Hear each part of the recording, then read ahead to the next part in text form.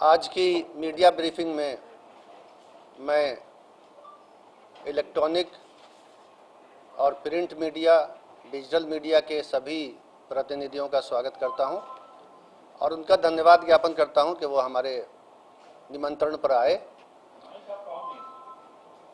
Mic को नज़दीक करना होगा मुझे। कहीं कोई दिक्कत हो रही है रिकॉर्डिंग में?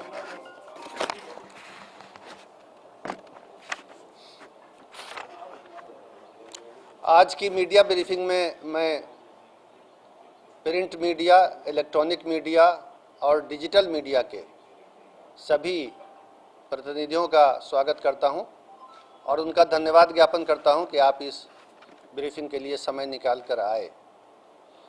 जैसा कि आप देख रहे हैं, हमारे साथ श्री चैतन्य प्रसाद, अपर मुख्य सचिव गृह विभाग भी मौजूद हैं और यहाँ पर श्री शीर्षित कपिल अशोक, कारा महानिरीक्षक भी हमारे बीच हैं। जो विषय है वो आजीवन कारावास पाए हुए बंदियों को नियम के अनुसार परिहार देते हुए कारा मुक्त करने के नियम और प्रक्रिया के संबंध में है। जैसा कि हम आपको बताएंगे, ये नियम, प्रक्रिया और व्यवस्था काफ़ी लंबे अरसे से चली आ रही है, लेकिन कुछ कारणों से अभी ये बहुत ज़्यादा खबरों में आ गया है और पब्लिक डोमेन में इसके रूल्स की, प्रोसेस की जानकारी अधिक नहीं है। तो मैं सबसे पहले ये बताऊंगा कि बिहार में जो नया जेल मैनुअल 2012 वर्ष में बनाया गया था, जिसे बिहार कारा हस्तक 2012 कहते हैं, उसके नियम 474 से 487 में विस्तार से प्रक्रिया दी हुई है, जिसको देखा जा सकता है। उस प्रक्रिया में ये लिखा हुआ है कि जो लोग आजीवन कारावास की सज़ा पा करके जेल में दाखिल हुए, उनको कितने दिनों के बाद कारामुक्त किया जाएगा और किस तरीके से किया जाएगा। और उसमें जो बुनियादी बात है, सबसे पहली बात वो ये है नियम में कि कारा में 14 वर्ष की वास्तविक संसीमन अवधि पूरी होनी चाहिए। यानी कैलेंडर से गिन करके दिन, महीने और साल 14 बरस तो अवश्य, कम से कम 14 वर्ष जेल के अंदर बिताए हों और जेल में अच्छे चाल चलन के लिए, गुड कंडक्ट के लिए परिहार यानी रेमिशन देने का नियम कारा हस्तक में है। तो परिहार समेत 14 वर्ष की अवधि पर परिहार की अवधि जोड़ने के बाद 20 वर्ष की गणना होनी चाहिए। तो ये परिहार जो है ये नोशनल है, ये रिवार्ड पॉइंट है या बोनस पॉइंट है, लेकिन इसकी गणना भी महीने और साल में होती है। तो 14 वर्ष की वास्तविक अवधि और 20 वर्ष परिहार समेत करके जिनको योग्य पाया जाएगा, उनकी कारा मुक्ति पर विचार किया जाएगा। अब उस विचार करने के लिए प्रक्रिया और शर्तें हैं और इसके लिए एक राज्य स्तरीय परिषद भी गठित है, जो इस मामलों पर विचार करके अपनी अनुशंसा सरकार को देती है कि कौन कौन से बंदी इस नियम से कारा मुक्त होने के लिए योग्य पाए गए। उस परिषद का नाम राज्य दंडादेश परिहार परिषद है और ये सरकार के आदेश से विधिवत रूप से गठित है। इसके अध्यक्ष अपर मुख्य सचिव गृह विभाग होते हैं और कई अधिकारी इसके सदस्य होते हैं और उन अधिकारियों में 2 न्यायिक सदस्य भी हैं, जुडिशियल मेंबर, जो डिस्ट्रिक्ट जुडिशियरी के बहुत सीनियर अधिकारी होते हैं। सामान्यतः अभी की व्यवस्था में डिस्ट्रिक्ट जज जो पटना के हैं और बिहार सरकार के विधि सचिव जो खुद भी डिस्ट्रिक्ट जज होते हैं, ये इसके मेंबर हैं। तो कहने का मतलब ये है कि ये परिषद जो है कानूनी दृष्टिकोण से बारीकी से विचार करके, अपना माइंड अप्लाई करके, जिसमें जुडिशियल माइंड भी होता है, 2 विद्वान जजों का भी उसमें विचारण और मंतव्य शामिल होता है, उसके बाद ही कारा मुक्त करने का प्रस्ताव गठित करती है, जिस पर सरकार का आदेश लिया जाता है।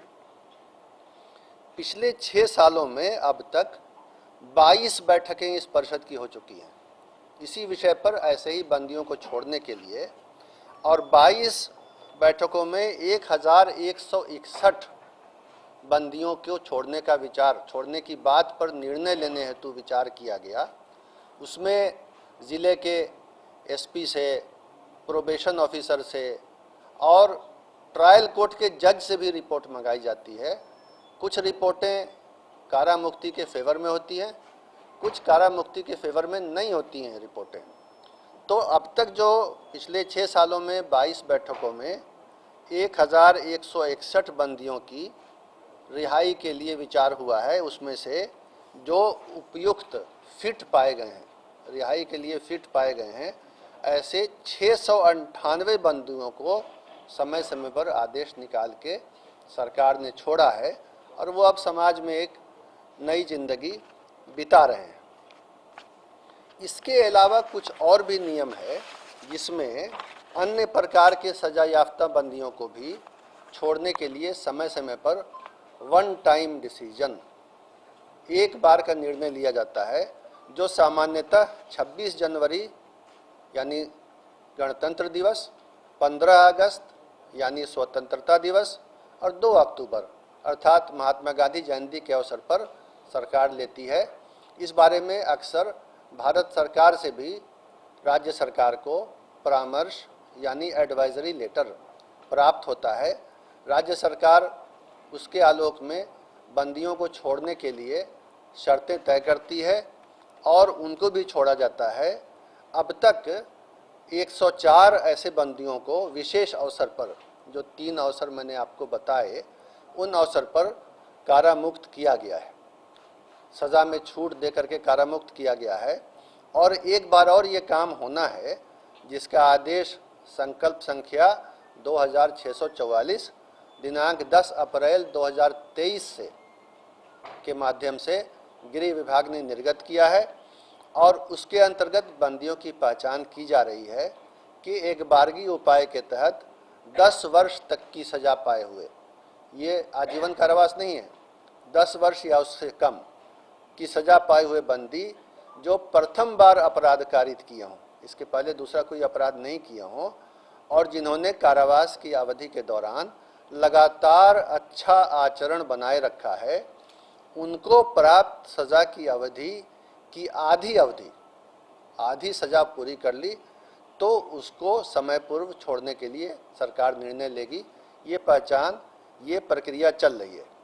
ये सारी प्रक्रियाएं जो हैं, जो मैंने 2 तरह की प्रक्रिया आपको बताई, परिहार परिषद जो राज्य दंडादेश परिहार परिषद है उसके द्वारा जो आजीवन कारावास वाले बंदियों को छोड़ा जाता है, और अन्य अवसरों पर अन्य प्रकार के बंदियों को, ये सब चलता रहता है, सामान्य प्रक्रिया है। और इस प्रक्रिया को विभिन्न न्यायालयों ने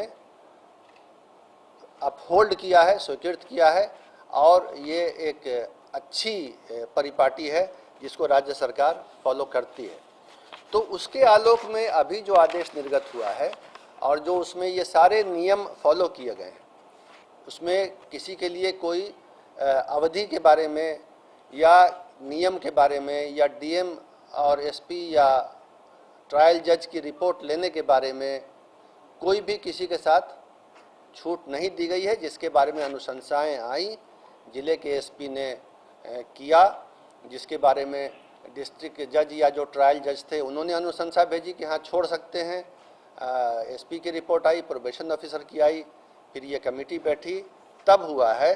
और किसी को इसमें कोई उन मामलों में जो शर्तें हैं बुनियादी, छूट नहीं दी गई है।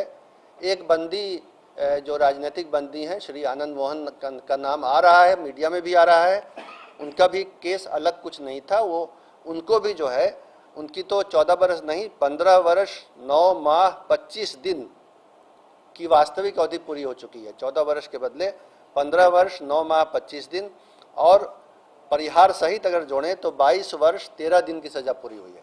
और बाकी बंदियों की भी इसी तरह 14 वर्ष से अधिक और 20 वर्ष से अधिक पूरी हुई है। ये एक सामान्य प्रक्रिया है प्रशासनिक और पहले से चली आ रही है और इसमें किसी तरह का कुछ नियम के पालन में कोई कमी नहीं की गई है। यही बातें आपको बतानी थी और आपने इसको धैर्य के साथ सुना, इसके लिए मैं आपको धन्यवाद देता हूँ। TSA लाइव न्यूज से मैं हूँ आपके साथ संपादक अशोक कुमार झा। हम फिर मिलेंगे आपसे बेहतरीन और ताज़ा खबरों के साथ।